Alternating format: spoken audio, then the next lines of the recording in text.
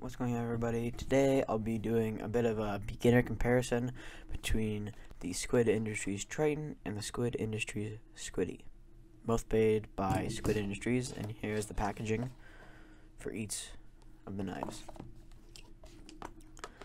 Okay, so let's talk about it. The reason I am doing this comparison is because I feel like these are two beginner battle songs, but definitely for a separate price range and for different people, but I thought it would be fun to compare them and see how they stack up against each other for a beginner. So let's get into it. I'm going to talk about the Squiddy first. So let's start off with the pros. First of all, it is cheap and affordable. You can find this for $42 on the Squid Industries website, USD. That doesn't include taxes and shipping, so definitely a very affordable price. Battle songs can, go up in the hundreds and hundreds, sometimes even thousands. This one only starts at $52, which is a very good price. It is easy to access. They are out of stock occasionally on the Squid Industries website, but for a long time they will be in stock for a week or so before they go out of stock. So they are fairly easy to access compared to other knives that take a very long time to get back into stock. Good quality for the material and price. Obviously it's plastic, so it's obviously not as strong as most metals, but the type of plastic, which is PVC-C, is a very good and strong plastic compared to others. It is very hard to hurt yourself with one of these. I know with the Triton, it is still a and pinch you. I actually have a couple of cuts, but with this, with the Squiddy, is extremely hard to cut yourself because it is plastic and it doesn't have very many sharp edges. It is Zen pin construction, which means that the pins are inside the handles, as you can see.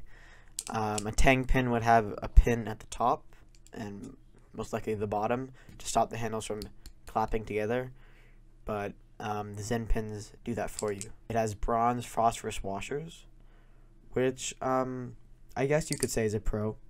It's not a con. It's a pro that it is, washers for $42, $42. It has good grip.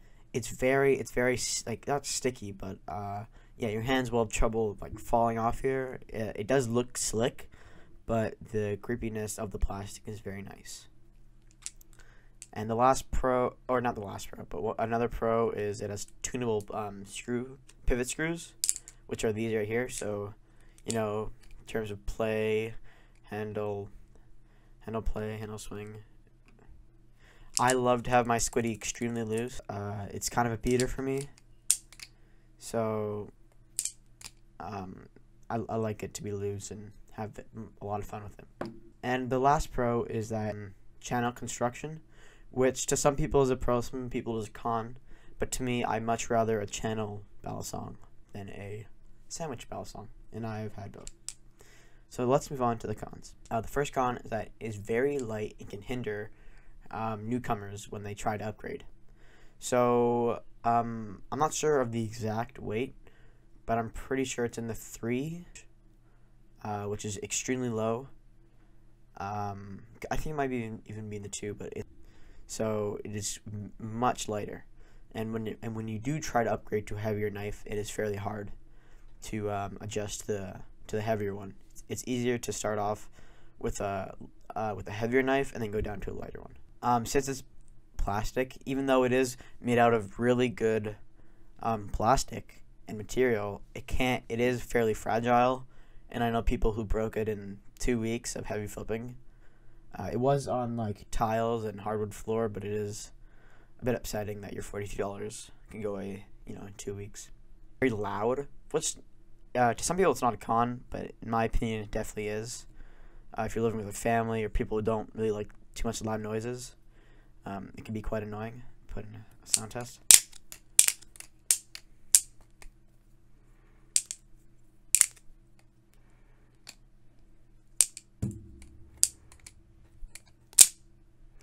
There is other models like the Squiddy B that have the silence mod, but it is more expensive, and it's not this.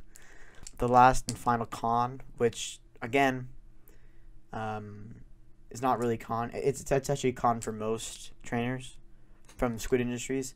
It does not have a bite handle marker. A bite handle marker is basically something that when you're flipping, you want, since when it's closed, you can't tell where the blade is. So you want a marker on your handle to show you, is this the bite handle, which means, is this the blade side? Is this the blade? Since this is the bite handle, you don't want to grab it in beginner open. The bite handle will cut you if you hold it and you flip to your fingers. But with the safe handle, it won't do that. Yeah, that was a horrible description, but it's true. So that's it for the squiddy. Just do a general thing, a general roundup for the pros and cons. It's cheap and affordable, fairly easy to access, made out of good materials, has good craftsmanship and design, like Zen pins, good grip, and tunable pivots. Cons, it's very light, fairly fragile because it's plastic, very loud, and has no bite handle. So let's go on to the Triton.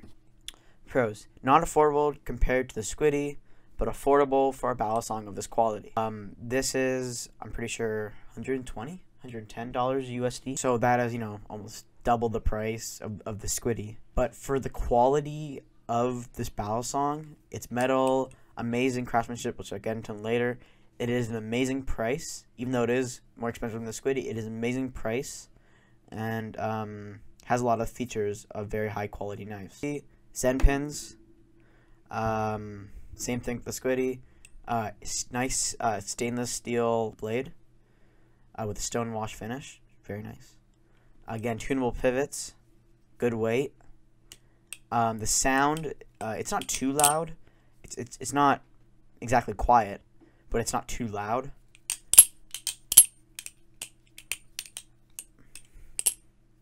I oiled it this morning with my 1 and 2, 2 and 1, 2 and 1. Say 1 and 2. But yeah, that's the sound. Here's the play. Although I did tune it too. There's the play. There's the tap.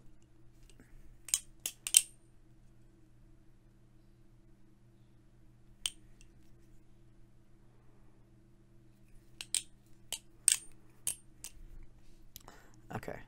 So that's about it for the pros. Definitely a lot of pros and a lot of good things about the cons.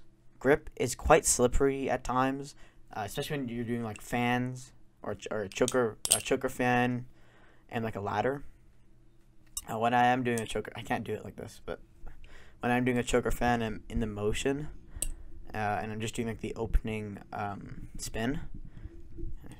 My fingers will slip, and my fingers will glide off the choker, the handle, and it'll just fly out of my hand. And that does happen with like with many tricks. Yeah, it can get loose if you have a lot of can get slippery when you're in a lot of momentum. No bite handle marker. Same thing with the squiddy. As you can see, I did have to put tape on both of them so that I can identify the bite handle marker, the bite handle, so I don't cut myself. Another thing is that it has dents. It dents and scratches easily for metal. Now compared to the squiddy probably is more poorly designed, constructed, or sorry, made. Like the quality of the hardware, obviously, because this one's metal, this one's plastic. But for metal, it does scratch and dent quite easily, which is unfortunate. Yeah, I've been using this for a bit, for almost a week now. I've dropped it a bit, but I've definitely been babying it a bit, and it does have scratches and dents in certain places. The last thing is that it is a bit handle biased, so when flipping it, I can feel that a bit. There's about the center of gravity, about there. So yeah, it is a bit handle biased, but overall, during the flipping, you can't really feel it too much, and it does not hinder your flipping ability. It's just, for some people, it might be a bit annoying. Yeah, so let's get to the overall review or comparison ending. Both of these are amazing beginner knives.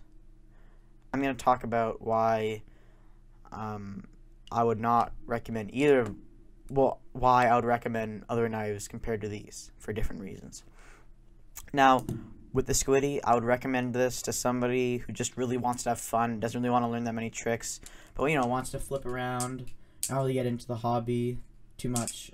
Just have something fun to flip at, like in the streets, have something to fidget with, but not really get seriously into flipping. For someone who's just getting into it, that's what the description would be. But yeah, not something to learn too many tricks on, as it is very light, and if you get used to this, it'll be hard to go back, or hard to switch to a heavier knife. So yeah, maybe not exactly for beginners who want to get serious about it or want to learn a lot, but definitely for somebody who just wants to have fun, flip this wherever they want, but not get too serious. Now let's talk about Triton. Now this is very interesting. This is a very, very, very, very, very quality knife. It feels amazing to flip. It carries the weight amazingly, even though it is handle biased. It does not even, you can barely feel that. There's just so many good qualities to this that make this feel very, very premium. But for a beginner, would I recommend this? If you have the money, yes. If you don't, then I would save up a bit more from this and get a Mako, which is $75. Yeah, if you don't want to spend as much money on the Triton, I'd recommend the Mako. But yeah, the Triton is amazing. Now, which one would I recommend for somebody who's getting seriously into flipping? I'm going to recommend the Triton. Now, as you've probably guessed, the reason why I recommended that is because better balance, better weight, better materials, better construction, can last you much longer, and you can learn way more on this than you can on this. This is more for fun. But yeah, thank you for watching my video. This has been a comparison for a beginner, and I hope you enjoyed. Thank you.